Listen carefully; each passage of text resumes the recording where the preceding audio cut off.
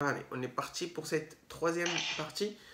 Donnez-moi la signification, ou du moins, qu'est-ce que veut dire le principe de la laïcité?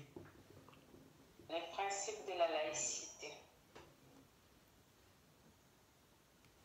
La laïcité, c'est Séparation de l'Église et de l'État. la séparation de l'Église et de l'État. En quelle année on a eu la séparation de l'Église et de l'État? En 1905. Voilà. Et qu'est-ce que cela a impliqué pour la France et pour le monde religieux? Qu'est-ce que la France... comment est la France vis-à-vis des religions? Est neutre devant les religions. D'accord. Et l'État ne subventionne pas les cultes. Exactement. Et, on a la liberté de croire ou de ne pas croire. À une religion quelconque. Voilà, exactement. Neutralité de l'État, non-subvention et liberté de pratique. Liberté de pratique. Quelle loi on a eu en 2004 par rapport justement à ce principe de laïcité et qui est sur la continuité de la religion? C'est la loi de ne pas porter de signes religieux à l'école, dans le lieu public. Des signes ostentatoires. Ostentatoire. Ostentatoire, c'est-à-dire, par exemple, je vous explique, vous et ceux qui nous regardent en même temps après, vous avez le droit de porter une croix si vous êtes chrétienne, à l'école ou quoi, il n'y a pas de souci. Mais par contre, vous ne devez pas porter une croix et la mettre là devant et soit grosse et visible. Parce que c'est trop visible, ça s'appelle ostentatoire. Ce qui est interdit, c'est l'ostentation, c'est le fait que ce soit trop visible aux gens. En fait, ce qui est interdit, c'est qu'on détermine votre religion par rapport à ce que vous portez. Ça, c'est pas bon. C'est de l'ostentation. C'est se montrer. Montrer que nous sommes de telle ou telle religion. Ok? Oui. Donnez-moi les trois pouvoirs. Le pouvoir législatif, le pouvoir exécutif et le pouvoir judiciaire. D'accord. C'est bien. Définissez-moi les trois pouvoirs du coup. Le pouvoir exécutif, c'est... Le pouvoir législatif, c'est le président de la République et son gouvernement. Non? Le pouvoir législatif? Non. Non. Le pouvoir exécutif, c'est le président de la République et son gouvernement. Le pouvoir législatif, c'est l'Assemblée nationale. Oui, c'est l'Assemblée nationale et le Sénat qui contrôle, qui surveille le gouvernement. Et son gouvernement. Qui surveille le gouvernement et font la loi. Et font la loi, pardon. Voilà, c'est la première mission que vous devez rappeler. Hein. Qui surveille le gouvernement et font la loi. Voilà. Et le pouvoir judiciaire? Le pouvoir judiciaire, c'est les magistrats et c'est les magistrats qui s'assurent de... C'est les magistrats qui créent les lois. Non, pas qui créent les lois, qui s'assurent que les lois sont appliquées et qui sanctionnent la non-application. Voilà, je récapitule. Le pouvoir exécutif, il est détenu par le président et le gouvernement. Ils conduisent la politique nationale et ils ont le pouvoir armé. Le pouvoir législatif, il est détenu par le Parlement, à savoir l'Assemblée nationale et le Sénat, qui ont pour principale fonction de faire la loi, en plus de surveiller le gouvernement. Et enfin, on a le pouvoir judiciaire qui est le troisième pouvoir, qui lui vient vérifier que tout le monde respecte la loi et sanctionne en cas de non-respect de la loi. Non-respect de la loi. D'accord? C'est le pouvoir judiciaire. Voilà, exactement. Comment sont élus les sénateurs, les députés, pardon? Les députés sont élus au suffrage universel direct. Voilà. Suffrage universel direct, ok. Comment est élu le président de la République? Au suffrage universel direct. Pour combien de temps? À 2 tours. Pour combien de temps? Pour 5 ans. Ok. Il peut être président combien de fois? 2 fois. Ok. En quelle année on est passé du mandat de 7 ans à 5 ans? En 2002. Alors, c'est une loi de 2000, mais c'est au vote de 2002. C'est ça, 2002. C'est la première application. Enfin, la première application a été faite en 2002. C'est très bien. Comment s'appelle le président de la République? Emmanuel Macron. Comment s'appelle le chef de gouvernement? Monsieur Jean Castex. Comment s'appelle le Premier ministre?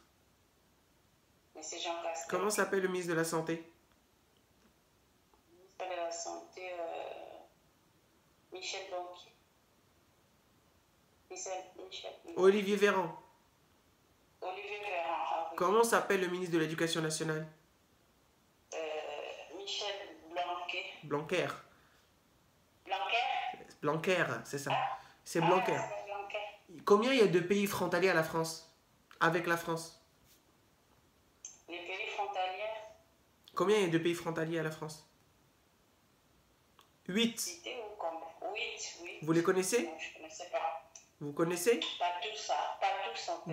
Donnez-moi 5. 5. Espagne. Oui.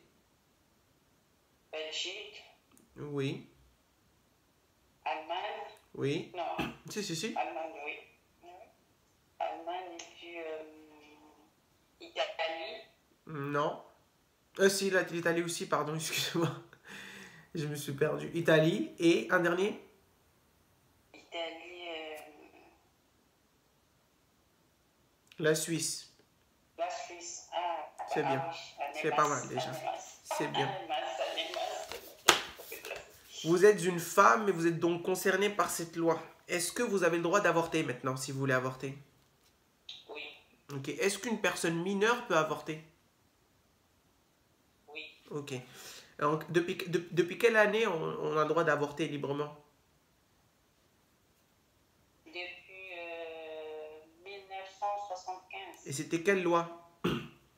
C'est la loi Veil. La loi IVG de Simone Veil. Et qui était le président à cette époque-là? Valéry Giscard d'Estaing. Et qu'est-ce qu'il y a eu encore plus important, enfin, d'encore important pendant sa mandature? Pendant son mandat, pardon. L'abolition de la peine de mort. En La loi IVG.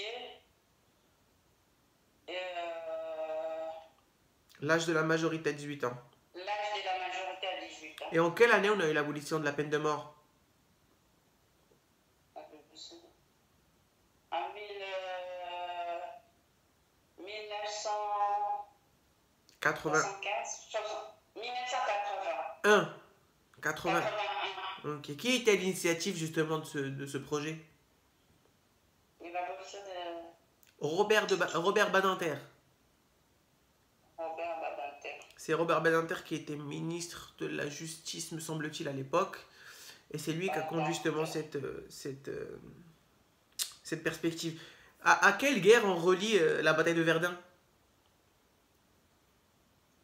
La bataille de Verdun, à quelle guerre on la relie? Non, je connais pas. À la Première Guerre mondiale. Ah. Oui, c'est à la Première Guerre mondiale qu'on relie, ou du moins qu'on lit la bataille de Verdun. Elle date de 1916. 1916, bataille de Verdun. Voilà, c'est la bataille de Verdun. Voilà. Et qui a gagné pendant la bataille de Verdun? Je pense que vous ne connaissez pas. C'est la France qui a gagné. Non. C'est la France qui a gagné contre l'invasion allemande. D'accord? Oui. Ok. Quelle est la montagne entre l'Espagne et la France? Les Pyrénées. Ok. Et du côté sud-ouest vers la Suisse?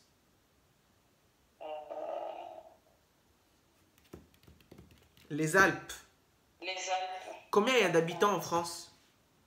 Pardon? Combien il y a d'habitants en France? Les habitants? Oui. Non, ça je... 67 millions à peu près. 67 millions. À peu près. C'est 67 millions. Ouais, environ. Ouais. Vous dites environ 67 millions. Environ. 67 millions. Ok. Combien il y a de pays dans l'Union européenne?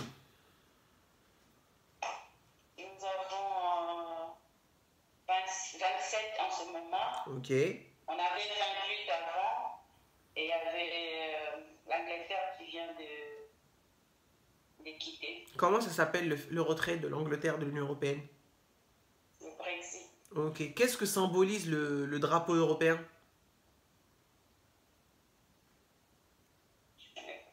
Ça symbolise l'unité et l'harmonie entre les Européens. J'avais ça. Ouais. J'allais dire. Je connaissais pas, mais j'allais dire. Bah, il faut dire. Exactement. Bah, le but, de toute façon, c'est on découvre parce que c'est plusieurs communautés qui se mettent d'accord. Donc, c'est forcément, on est unis, quoi. J'allais dire l'unité, mais c'est parti. Et donc, ça symbolise l'unité et l'harmonie. Et comment il est le drapeau européen? Drapeau européen. Étoile de cercle doré sur un fond bleu. Étoile et ça. De toute façon, je vais vérifier. Je vais regarder. Étoile de cercle doré Cercle doré. sur un fond bleu. Fond bleu. Non. Qu'est-ce que je raconte? Cercle d'étoiles dorées sur un fond bleu. Je me suis trompé moi-même. C'est un cercle d'étoiles. Étoile. Ok? Oui. Parlez-moi de votre entourage. Comment mon entourage? Quelles personnes vous fréquentez tous les jours? Est-ce que vous êtes plutôt communautaire, vous parlez qu'avec des gens de votre origine, ou vous êtes ouvert un peu à plein de monde? Non. Je côtoie tout le monde. Vous côte- C'est pas une. Soyez un peu plus contenante dans votre argumentaire. J'ai pas de particularité de fréquentation. Je peux rencontrer des personnes d'origine française que d'origine asiatique, que d'origine européenne. Voilà, j'ai pas de soucis. Voilà, exactement. Un peu plus contenant dans les réponses. D'accord. On a refait? Quelles sont vos fréquentations?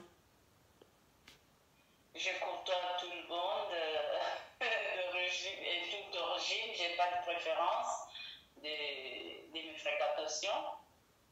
Donc, je suis ouverte à tout le monde. Exactement. Ok, c'est super bien. Et pour finir cette simulation, donnez-moi le rang de la France en termes de puissance économique. 6e puissance économique mondiale. Et touristique? 2e. Troisième. 3e. Troisième puissance touristique. Troisième puissance économique. Bah, on était premier, mais avec le Covid, on a un peu chuté.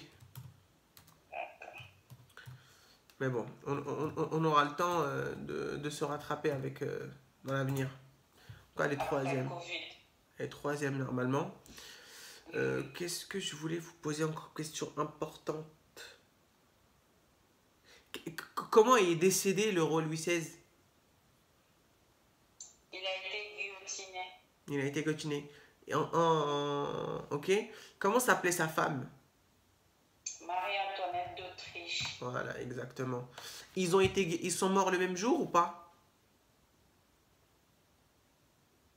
Je sais pas. Non, ils sont pas morts le même jour. Lui, il a été guillotiné avant et puis elle, ensuite. Ensuite, c'était au mois d'octobre, il me semble. Il y avait à peu près 7 ou 8 mois d'écart entre eux. Ok, c'est super, on va finir.